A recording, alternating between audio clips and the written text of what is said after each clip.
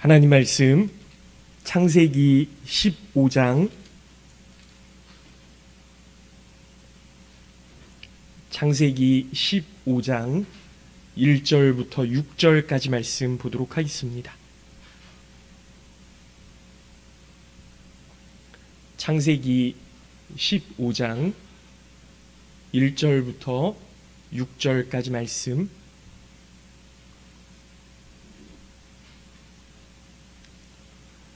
구약성경 17쪽입니다. 창세기 15장 1절부터 6절까지 말씀 제가 봉독해서 읽도록 하겠습니다. 이후에 여호와의 말씀이 환상 중에 아브라함에게 임하여 이르시되 아브라함아 두려워하지 말라. 나는 내 방패요 너의 지극히 큰 상급이니라. 아브라함이 이르되 주 여호와여 무엇을 내게 주시려 하나이까? 나는 자식이 없사오니 나의 상속자는 이 다메섹 사람 엘리에셀이니이다. 아브라함이 또 이르되 주께서 내게 씨를 주지 아니하셨으니 내 집에서 길린 자가 내 상속자가 될 것이니이다. 여호와의 말씀이 그에게 임하여 이르시되 그 사람이 내 상속자가 아니라 내 몸에서 날 자가 내 상속자가 되리라 하시고 그를 이끌고 밖으로 나가 이르시되 하늘을 우러러 뭇 별을 셀 수 있나 보라. 또 그에게 이르시되 내 자손이 이와 같으리라. 아브라함이 여호와를 믿으니 여호와께서 이를 그의 의로 여기시고. 아멘. 할렐루야. 네, 일주일 잘 지내셨죠? 네. 오늘 예배에 나오신 우리 모든 성도님들 하나님의 은혜와 사랑이 늘 함께 하시기를 예수님의 이름으로 축원합니다. 네, 지난주 주일부터 수요일까지 연무중앙교회에서 이제 연합 집회가 있었어요. 그래서 수요 예배가 저희 교회에서 진행되지를 않았고, 그러다 보니까 또 굉장히 오랜만에 뵙는 것 같은 그런 느낌이 드네요. 오늘 예배를 통해서 우리 성도님들의 가슴 속에 하나님을 사랑하고 하나님의 은혜를 사모하는 귀한 일들이 일어나게 되기를 예수님의 이름으로 축원합니다. 여러분, 은둔 청년이라는 말 혹시 들어보셨나요? 은둔 청년. 이게 사실은 일본에서 그 유래가 된 그런 말인데요. 일본에서 청년들이 집 밖으로 나오질 않는 거예요. 집 밖으로 나오질 않고 구직 생활도 하지 않고 사람도 만나지 않고 사회생활을 전혀 하지 않는 이런 그 청년들이 생겨나게 됐는데요. 이게 우리나라에까지 이제 그 큰 문제로 부각이 되기 시작한 겁니다. 외부와 단절된 채로 방에만 갇혀 살아가는 청년들, 방에만 갇혀 있다 보니까 그냥 집에서 밥 해 먹고 그냥 잘 사는 것도 아니고요.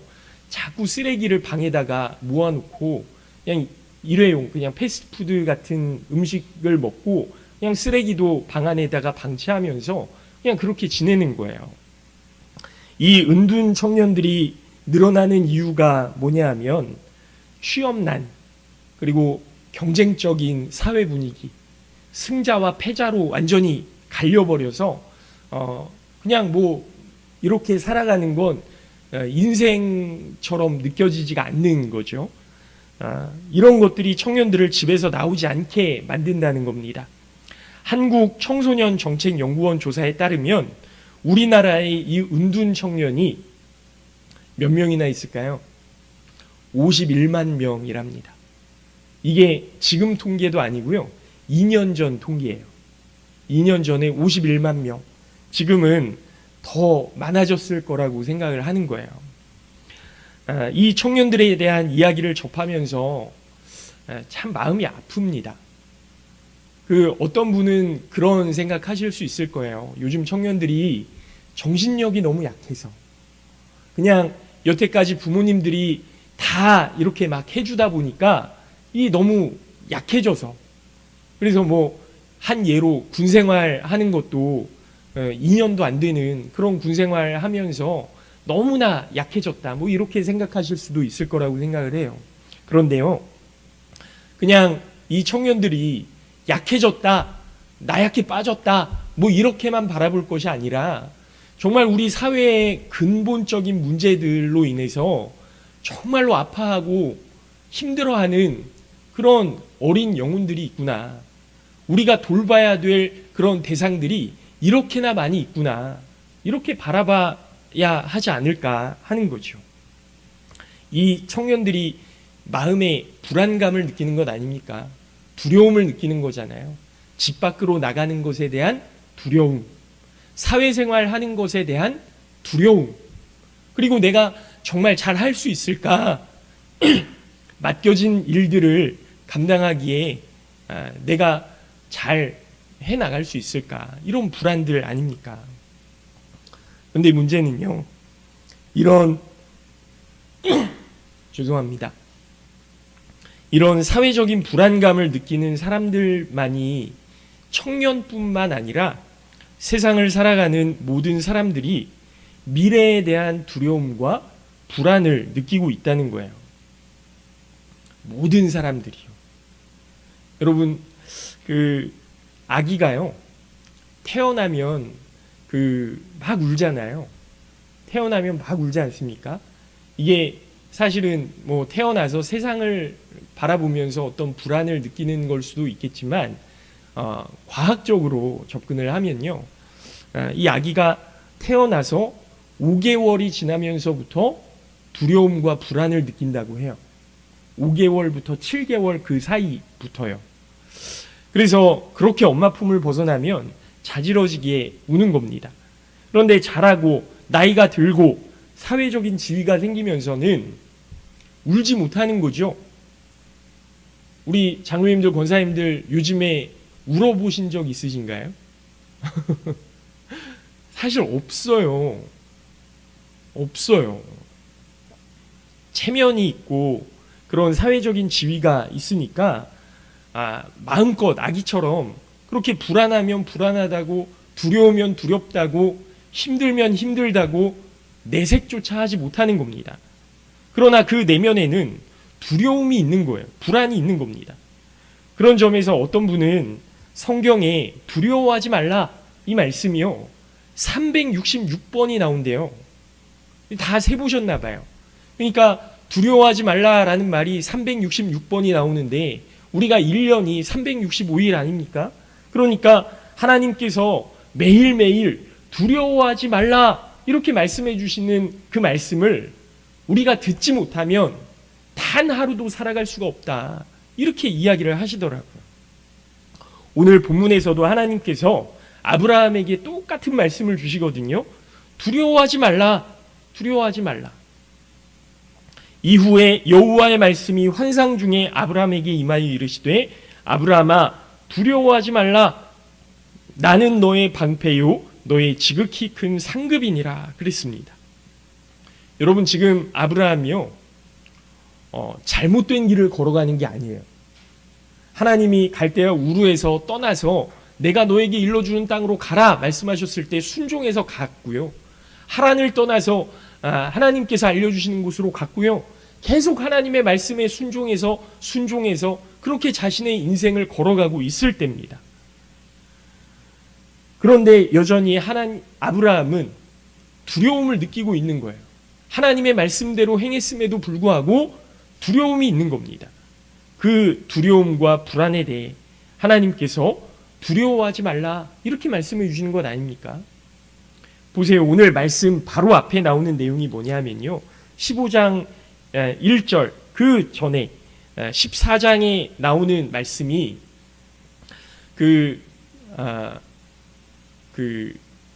조카 롯이 가나안 군대에 붙잡혀 갔어요. 그게 이제 4명의 왕들이 연합해서 그 시날 왕과 더불어 다른 3명의 왕이 연합해서 소돔과 고모라 왕을 치고 5 연합국가를 4 연합국가가 치고 그 소돔과 고모라에 있던 아브라함의 조카 롯을 붙잡아 갖고 간 겁니다. 인질로 붙잡힌 거예요. 그런데 아브라함이 자기 조카 롯을 구하기 위해서 318명의 수하를 거느리고 내 나라의 연합국 왕들에게 쳐들어가서 전쟁을 승리로 이끌고 그리고 멜기세덱에게 그 11조를 바치고 그리고 돌아온 것 아닙니까? 여러분 이게 굉장히 큰 승리의 기쁨을 누려야 할 상황이고 이제 내가 두려울 것이 없겠구나. 내가 승리했으니 더 이상 뭐 바랄 게 없겠구나. 하나님이 나를 지켜주시는구나. 이런 기쁨과 즐거움을 만끽해야 될 때라고요. 그런데 아브라함이 두려운 겁니다. 두려운 거예요. 아브라함이 왜 두려워하고 있을까? 하나는 이 내 연합 국가가 다시 보복하기 위해서 쳐들어오지 않을까? 두려운 거죠. 여러분 생각해 보십시오. 그 아브라함은요, 나라가 아니에요. 그냥 한 부족이죠.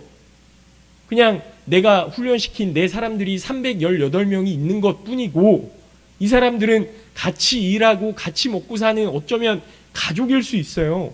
그런 사람이에요. 근데 연합국가는 좀 다르잖아요.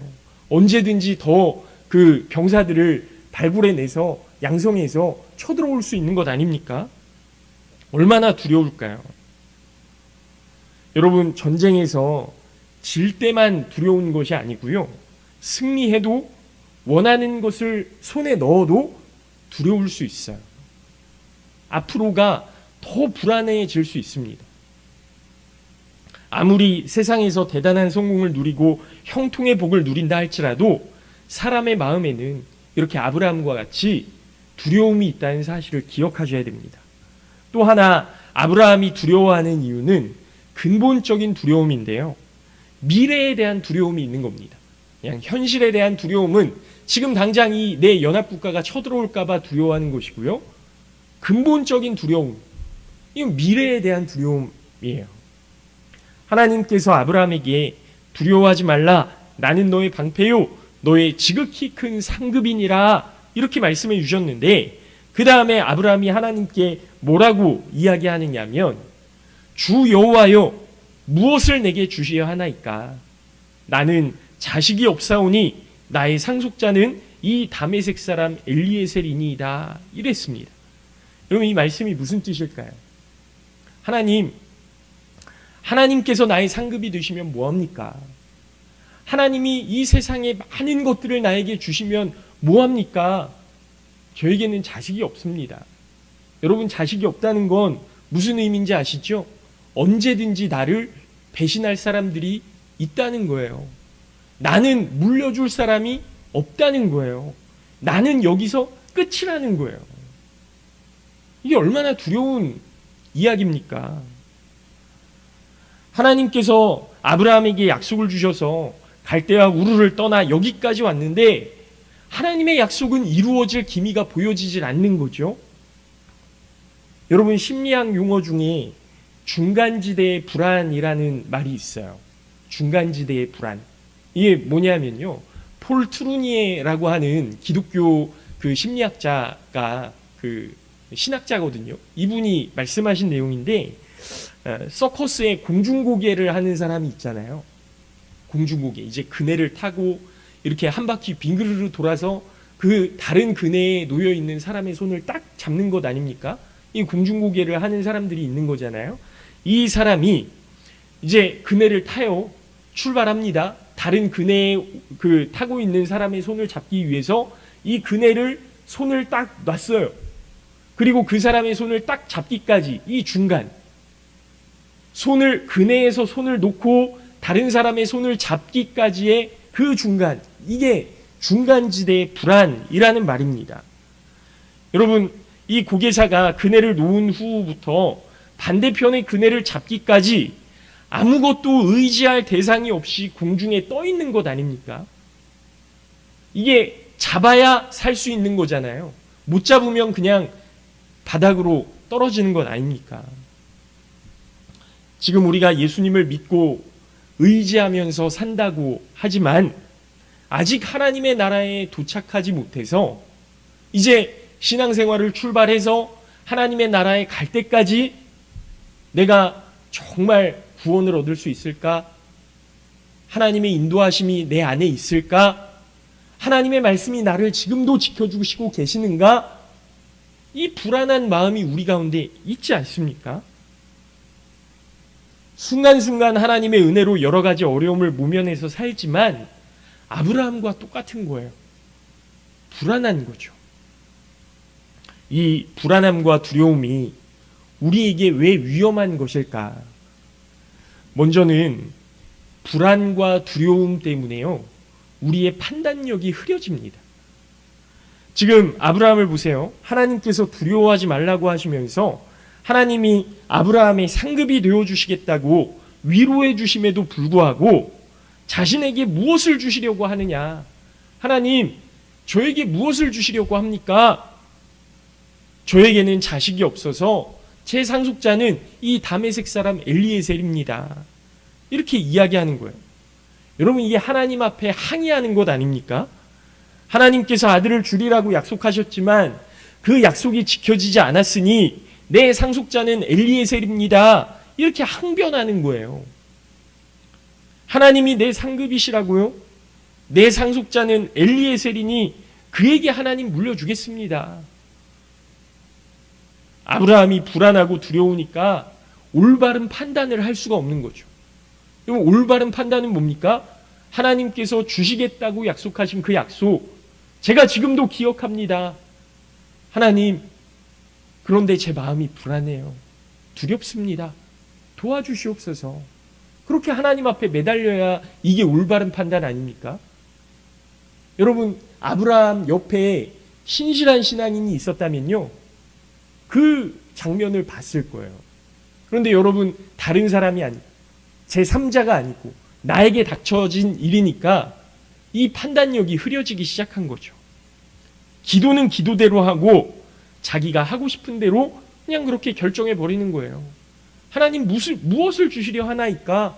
이렇게 물어놓고 모든 그 물음에 대한 답을 자기가 다 내려버리고 마는 거죠.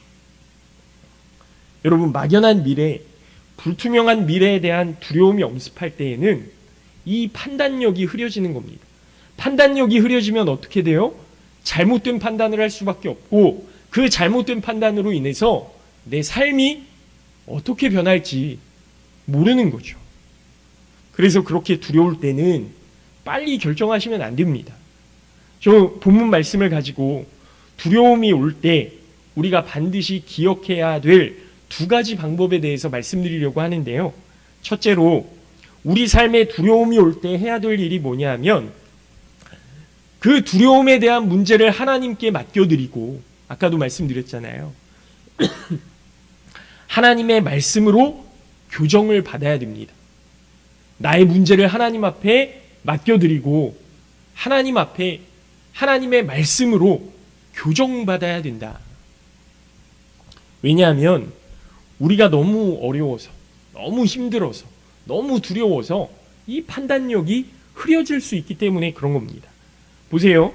만약에 하나님께서 우리에게 나타나셔서 두려워하지 말라, 내가 너의 상급이 될 것이다, 내가 받을 상급이 클 것이다, 두려워하지 말아라, 이렇게 말씀해 주신다면 여러분 어떻게 하시겠습니까?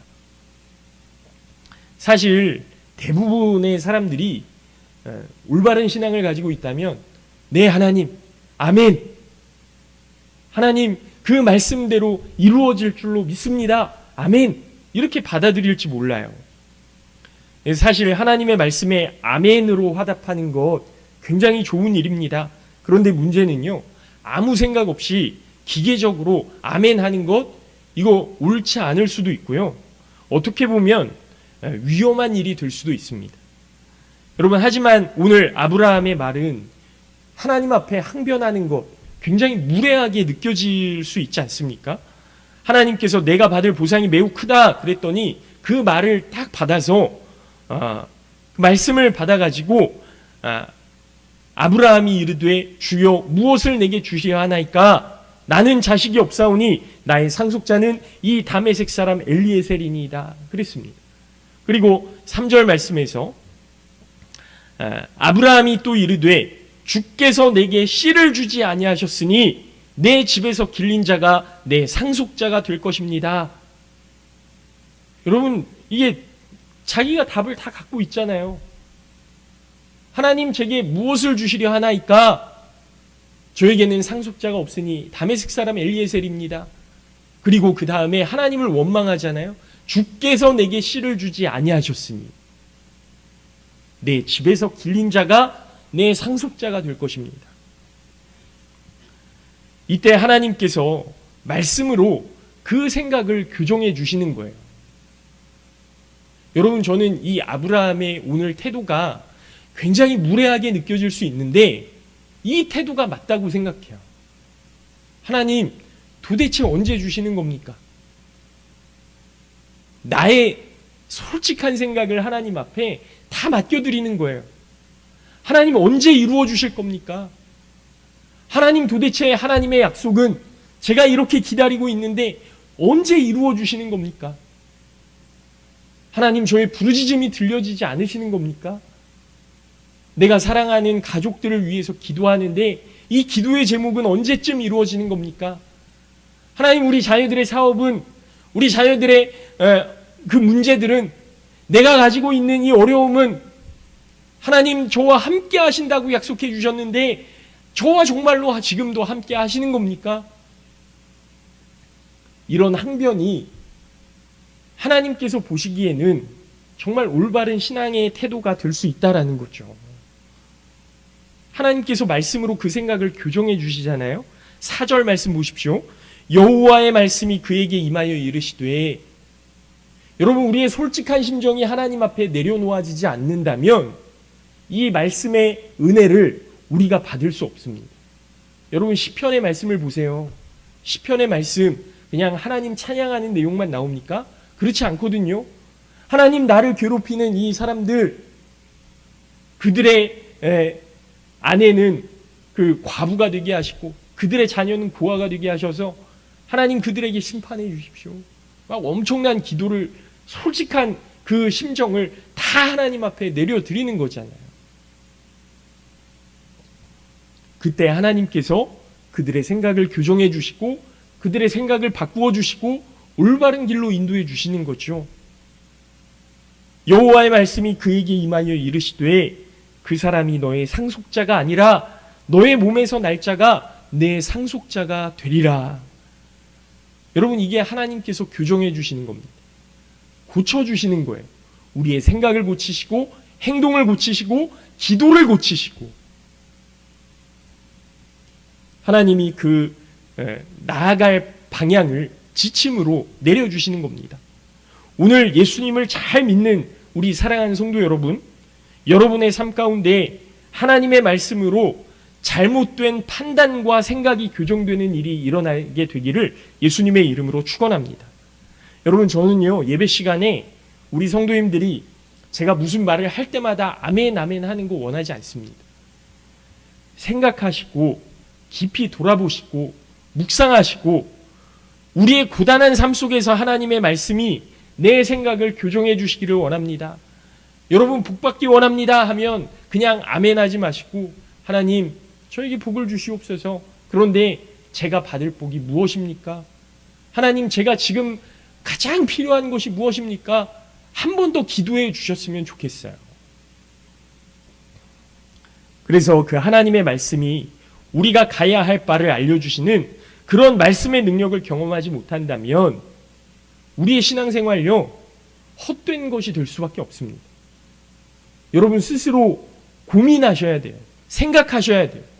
스스로 하나님의 말씀 앞으로 나아가셔야 됩니다. 여러분, 지금 아브라함을 보세요. 하나님께서 너의 큰 상급이 되시겠다고 말씀해 주시는데 무례하게 대답하는 것처럼 보이잖아요. 그런데 하나님께서는 그 모습을 책망하지 않으세요. 오히려 따뜻하게 말씀해 주시고 정답을 내려주시고 아브라함이 무엇을 구해야 할지 알려주시는 것 아닙니까? 우리의 인생이 불안할 때마다 하나님 앞에 더 솔직하게 구하시기 바랍니다. 하나님, 나의 생각을 바르게 인도해 주시옵소서. 나의 나아갈 방향을 정확히 알려주시옵소서.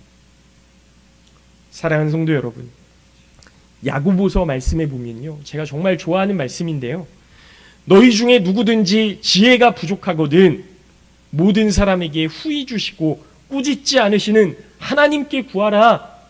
그리하면 주시리라. 여러분, 하나님께서 말씀해 주셨습니다. 바라기는 우리 모든 성도님들이 우리의 생각과 행동을 바르게 인도해 주시는 하나님 앞에 구하시고 교정받으시고 그 주시는 하나님의 은혜를 경험하시는 귀한 인생으로 세워질 수 있게 되기를 예수님의 이름으로 축원합니다. 두 번째로, 우리 내면에 두려움이 몰려올 때 무엇을 해야 되느냐면 보다 넓은 시야로 그 상황들을 바라볼 수 있는 훈련이 되어야 됩니다. 좀 더 넓은 시야로 바라봐야 돼요. 여러분, 5절 말씀을 보면요, 하나님께서 굉장히 독특한 행동을 하세요. 사실 하나님께서 아브라함에게 말씀으로 생각과 그 마음을 똑바로 교정해 주신 것 아닙니까? 하나님, 저에게 무엇을 주시려 하나이까? 저는 상속자가 없사오니 제 상속자는 이 다메섹 사람 엘리에셀입니다. 하나님이 제게 씨를 주지 아니하셨으니 제 집에서 길린 자가 상속자가 될 겁니다. 하나님께서 그 사람이 아니다. 그 사람이 아니다. 내 몸에서 날 자가 너의 상속자니라. 이렇게 분명하게 말씀해 주시고, 그 다음에 여기서 다 끝난 거잖아요. 사실은 하나님께서 아브라함의 멘토의 역할을 다 하신 것 아닙니까? 그런데 또 데리고 나가세요. 데리고 나가세요. 그리고 하늘의 별을 보여주시면서 내가 이 별을 셀 수 있나 보라. 하늘을 우러러 뭇 별을 셀 수 있나 보라. 또 그에게 이르시되 내 자손이 이와 같으리라. 이렇게 말씀해 주시는 거예요. 여러분, 하나님이 왜 이런 행동을 하셨을까요? 여러분, 미래에 대한 불투명한 두려움에 빠져있는 분이라면 다 아실 겁니다.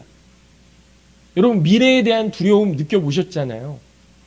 우리 내 삶이 어떻게 될까? 여러분, 이제 다 지내오신 분도 계시지만 사실 저 같은 경우도 앞으로 겪어나가야 될 상황들이 더 많은 사람 아닙니까? 미래에 대해 불투명해, 두려워요. 과연 어떻게 하나님께서 나를 사용하실까? 하나님이 어떻게 나를 인도해 가실까? 여러분, 자녀들을 보면 또 더 불안하지 않습니까? 하나님이 우리 아이들을 어떻게 사용하실까? 어떤 길로 인도하실까? 이 두려움에 빠져버리면요, 생각과 행동이 점점 안으로 좁아져요. 위험한 일에 도전하기가 굉장히 어려워지는 거예요. 난 할 수 없구나, 포기하게 되고요. 발버둥 쳐도 소용이 없구나 하는 생각에 점점 내 자신이 위축되어 가는 거예요. 난 여기서 끝인가 보다. 여러분, 지금 아브라함도 마찬가지 아닙니까? 왜 내게는 자식이 없을까? 하나님이 약속해 주셨는데 왜 이루어지지 않을까?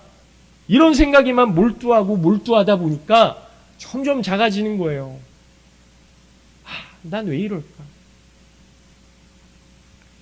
이런 생각에 위축되어 있는 아브라함을 데리고 나가셔서, 아브라함아, 하늘을 봐라. 저 하늘에 있는 별들을 봐라. 내가 이 별을 셀 수 있겠느냐? 아브라함의 생각이 넓어지도록, 아브라함의 생각이 다시 새로워지도록 그렇게 넓혀주시는 거죠. 여러분, 어제 제 아내가 책을 읽다가요, 저한테 그런 말을 하더라고요. 책 쓰신 분, 제가 성함이 잘 기억이 안 나는데, 여보, 이 책 쓰신 분 어머니가 철학관에 가서 점 보는 걸 주기적으로 하셨대요. 여러분, 철학관에서 점 보는 거, 이 사주팔자 보는 거 주기적으로 하시는 분들 굉장히 많잖아요. 그 책의 저자의 어머니도 그렇게 하셨다는 겁니다. 왜 그랬을까? 왜 그랬을까? 이 책의 저자가 어머니가 도대체 왜 그랬을까를 고민하면서 이 글을 쓰시는 거예요. 왜 그랬대요? 물으니까 이 책의 저자가 설명하기를, 아버지가, 이 남편이 일찍 먼저 돌아가신 후에 자녀들을 기르는데 그렇게 불안함을 느끼셨대요. 그래서 누군가에게 돈을 주고서라도 잘 될 거야, 괜찮을 거야, 이 말이 듣고 싶으셨답니다. 여러분 공감 가지 않으세요? 돈을 주고서라도 괜찮을 거야. 괜찮을 거야. 잘 될 거야. 이 말을 듣고 싶으셨다는 거예요. 그래서 그 두려움과 불안에 대한 비용을 지불하셨다는 거다. 이렇게 그 이야기에 써놓으셨다는 겁니다. 여러분, 세상의 모든 사람들이 이런 불안함과 두려움에 대해서 위축되고 돈을 주면서까지 괜찮을 거라는 말을 듣고 싶다는 사실이 저는 참 안타깝고 슬프기까지 하더라고요. 혹시 교회에서 예배드릴 때 우리의 생각이 이분처럼 두려움과 불안에 대한 비용을 쓰는 거라고 생각하신다면 여러분, 하나님 앞에 솔직하게 내 마음을 내려놓고 기도하시기 바랍니다. 하나님, 저 불안합니다. 두렵습니다.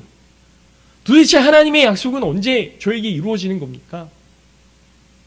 저 다 끝난 겁니까? 제 상속자는 제 집에서 길러진 자, 제 몸에서 날 자가 아니라 그냥 그 사람입니까? 하나님, 저에게 있어서 제 삶의 대안은 이겁니까? 그냥 전 끝난 겁니까? 솔직하게 하나님 앞에 내려놓으셔야 됩니다. 우리의 마음속의 두려움과 불안을 모두 하나님 앞에 내려놓으실 때 하나님께서 우리의 생각을 교정을 해 주실 것이고 우리의 행동을 바른 길로 인도해 주실 것이고 우리의 시야를 넓혀 주실 줄로 믿습니다. 우리를 데리고 나가셔서 밖에 하늘을 보여주시면서 내가 이 별을 셀 수 있나 보라. 내가 이 모든 것을 창조한 너의 하나님이다. 너의 아버지다. 분명하게 말씀해 주실 줄로 믿습니다. 이제 말씀을 마칩니다. 오늘 예배를 시작하며 예배의 기원을 이렇게 시작했는데요. 온갖 좋은 은사와 온전한 선물이 다 위로부터 빛들의 아버지께로부터 내려오나니 저는 믿습니다. 하나님께서 모든 좋은 은사와 모든 온전한 선물을 하나님 아버지께로부터 우리에게 주시는 것을 믿습니다.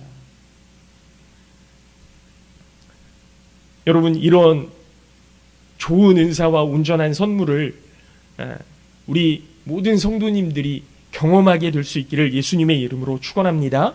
지금 두려움과 불안으로 어찌할 바를 모르는 저와 여러분의 삶 속에 우리의 자녀들에게 하나님께서는 두려워하지 말라. 내가 너의 방패이고 내가 너의 큰 상급이다. 말씀해 주실 줄로 믿습니다. 사랑하는 성도 여러분, 두려운 인생이고 불안한 인생일지라도 하나님께서 우리와 함께 하심을 기억하시고 위로와 평안의 말씀을 마음에 새기시기 바랍니다. 두려워하지 말라. 바라기는 아브라함처럼 하나님 앞에 우리의 두려움과 불안을 내려놓으시고 그 두려움과 불안을 교정하시고 새로운 힘을 주시는 하나님과 동행하심으로 오늘도 내일도 승리하시는 우리 모든 성도님들 되시기를 예수님의 이름으로 축원합니다. 잠깐 기도하겠습니다.